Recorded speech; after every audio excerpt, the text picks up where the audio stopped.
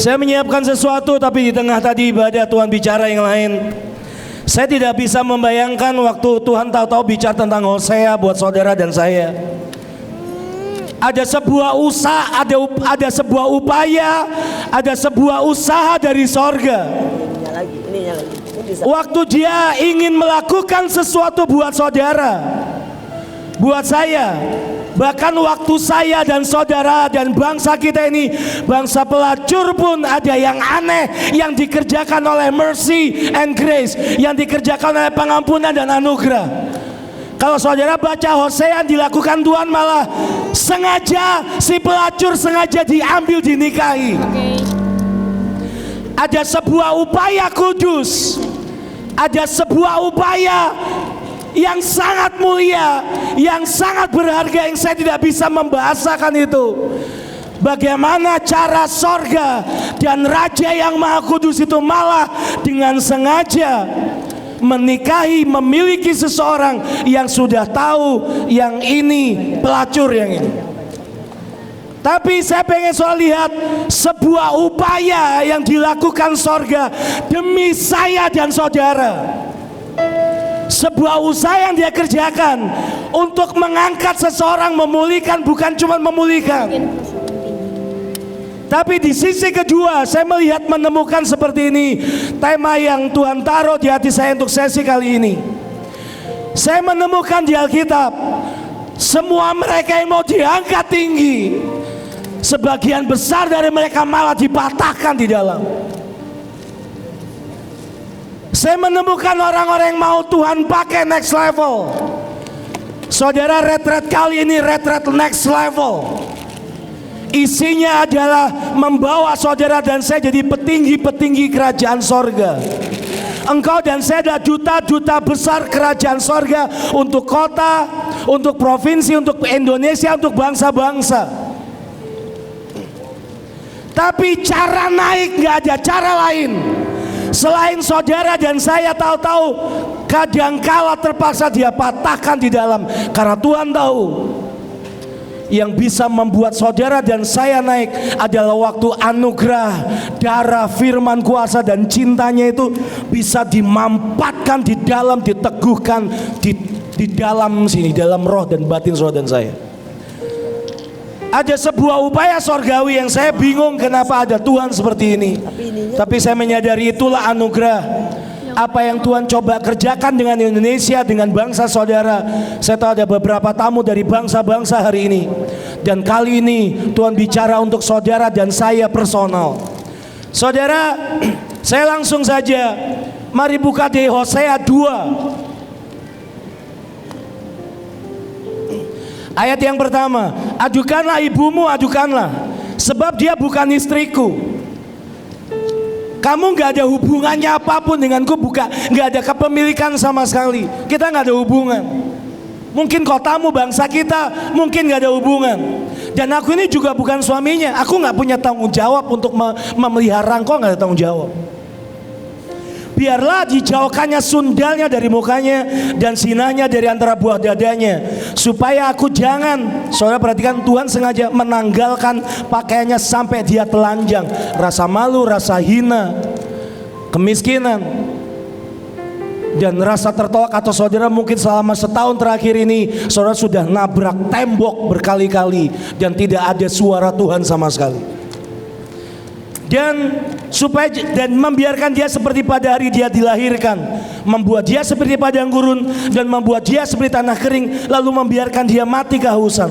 Tentang anak-anaknya, aku Tuhan tidak menyayangi mereka, sebab mereka adalah anak-anak sundal. Sebab ibu mereka telah menjadi sundal, dia yang mengandung mereka telah berlaku dasnono. Sebab dia berkata, aku mau mengikuti para kekasihku yang memberi roti dan air minumku.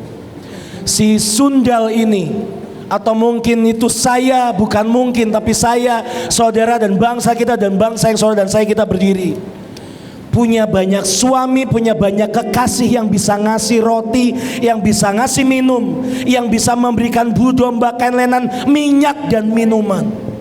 Sebab itu sesungguhnya aku akan menyekat jalannya dengan duri-duri dan mendirikan pagar tembok mengurung dia sehingga dia tidak dapat menemui jalannya.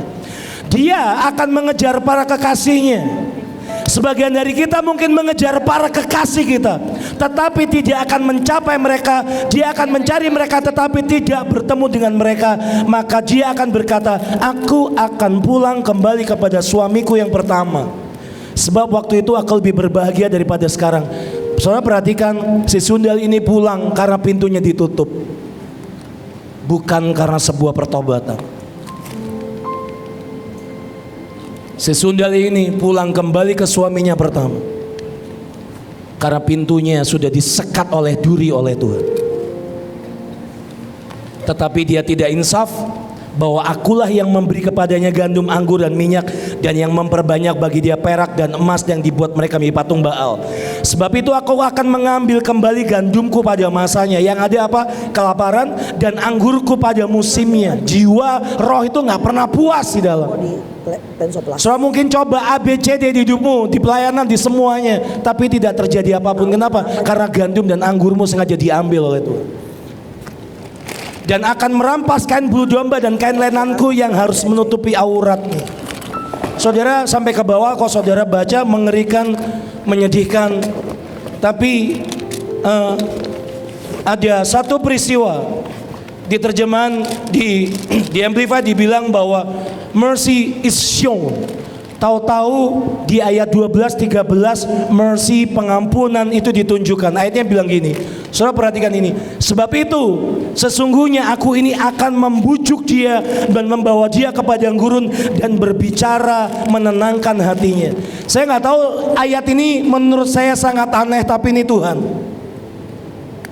Seringkali di perjalanan saudara dan saya, kita punya banyak kekasih, kita punya banyak anggur, banyak gandum, banyak roti yang orang atau pihak lain sediakan di luar Tuhan. Sampai akhirnya mungkin selama setahun terakhir saudara dan saya nabrak tembok. Tapi ini yang tahu-tahu dikerjakan Tuhan dengan banyaknya perjinan dan persundalan. Tahu-tahu Tuhan berkata, sesungguhnya aku ini akan membujuk dia dan membawa dia ke padang gurun. Dibujuk, dibawa ke padang gurun dan berbicara menenangkan hatinya. Saya menemukan Tuhan yang luar biasa. Kenapa harus menenangkan kita di padang gurun, di mana segala sesuatunya persediaannya tipis? Di padang gurun panas, kenapa engkau menenangkan aku di tempat panas? Kenapa engkau coba menyapi dan mendewasakan aku di tempat yang segala sesuatunya serba sedikit? Ini yang Tuhan taruh di hati saya. Selama setahun terakhir, mungkin sebagian saudara tahu ada yang dipatahkan di hidup. Selama 1-2 tahun terakhir, mungkin saudara mengerti dan menyadari bahwa kenapa ya 1 tahun terakhir ini persediaan di hidupku itu sangat kurang. Jangan-jangan engkau adalah salah satu orang sundal. Kita sudah sama-sama melayani Tuhan. Tuhan terpaksa demi mengajari saudara dan saya. No, bukan mengajari, demi menunjukkan cintanya buat kau dan saya. Dia bujuk saudara dan saya, dibawa ke padang gurun untuk apa? Ditenangkan. Tuhan tidak membawa saudara dan saya ke taman terbaik. Dia tidak membawa kepada penyediaan terbaik. Tapi yang dia lakukan adalah dia bawa ke padang gurun untuk menenangkan saudara dan saya. Saudara mungkin adalah salah satu orang yang selama 1 tahun ini saudara sudah dipatahkan. Kabar baiknya, karena Tuhan menemukan engkau yang dinikahi ini sebenarnya di dalammu bukan perempuan sundal. Jauh di dalam roh, hati dan panggilan saya dan saudara, Tuhan menemukan seorang mempelai. Tuhan menemukan seseorang kekasih yang dia ingin miliki secara pribadi. Saudara baca ayat 2, pasal 2 ayat 13 sampai terakhir. Di situ Tuhan memiliki saudara dan saya dan bangsa kita dengan ikatan dinikahi jadi milik pribadinya.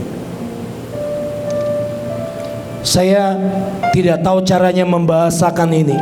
Saya tidak ingin bakar saudara dengan ungkapan motivasi. Tapi saya mau bicara kebenaran di roh, di batin saudara di dalam nama Tuhan Yesus. Ada kalanya waktu Tuhan ingin mengangkat menyembuhkan dan menggendong dan membawa seseorang naik level ke tempat yang lebih tinggi dari sebelumnya, dari yang selama ini saudara dan saya hidup. Tuhan sengaja mematahkan, Tuhan sengaja dibawa ke padang gurun hanya demi mengeluarkan semua yang palsu di dalam. Roti yang saudara selama ini terima, anggur yang selama ini saudara dan saya terima, yang ini bukan dari kekasih sejati kita. Yang itu dari orang lain, dari manusia, atau bahkan iblis ngasih dalam bentuk kado yang lain. Saya menemukan beberapa tahun terakhir, khususnya 1 tahun terakhir, setiap kali Tuhan ingin membawa hidup saya extra mile atau naik level, ada saja yang Dia kerjakan. Beberapa waktu kemarin saya diajak ketemu Bu In.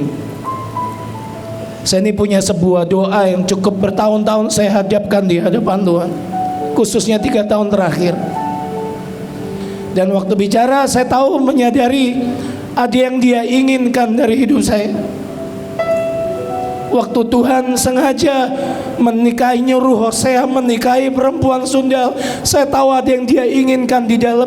Yang Tuhan lihat bukan pejinahnya, tapi penyembahnya.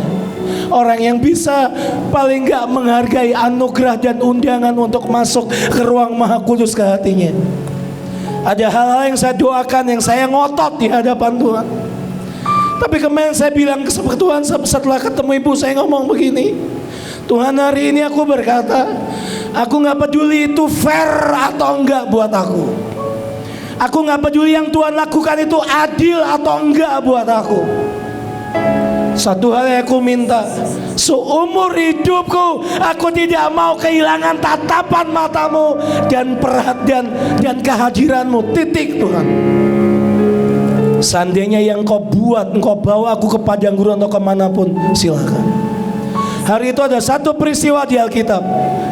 Saya tutup dengan begini. Hari itu Samuel datang karena perintah Tuhan, bawa minyak ke rumahnya Isai. Si sulung namanya Eliab.